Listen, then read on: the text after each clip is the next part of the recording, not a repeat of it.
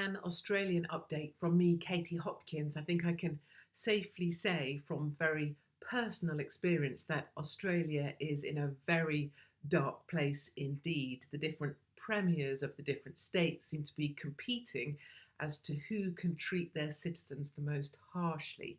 In New South Wales, the lockdown is never ending, it seems. People are not allowed more than 10 kilometres from their home address. There is a stay at home order in place.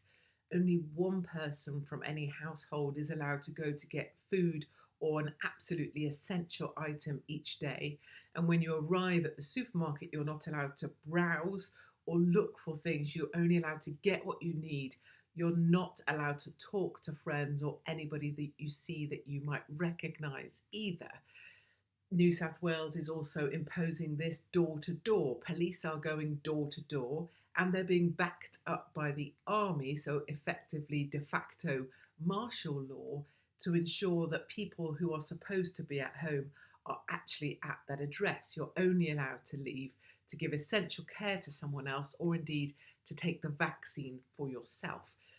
We've also heard that Sky News Australia, my friends at Sky News, have been banned from YouTube for a week for speaking things that go against the government narrative or go against what's being pushed by the government and the media that are compliant.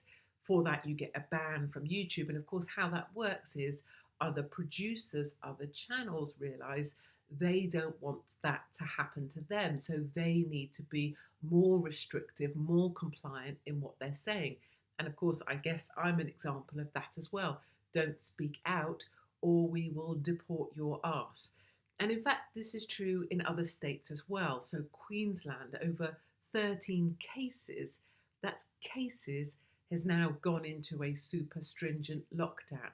And if all these premiers are competing about who can be the toughest, one of the things they are aligned about is the way out of this is going to be via a vaccine. There are targets. Gladys Berejiklian is saying that it's 50%. If we get to 50% vaccinated, then we can talk about letting people out of here.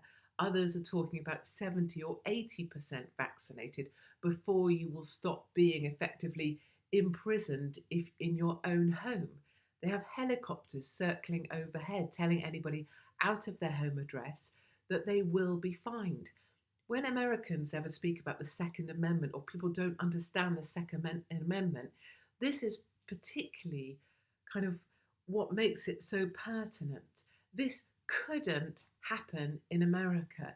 This can't happen in states that uphold their Second Amendment because you couldn't just send police and the army door to door to check that people are imprisoned in their own homes against their will because the Second Amendment prevents that. People still have the freedom to defend their own homes and their families.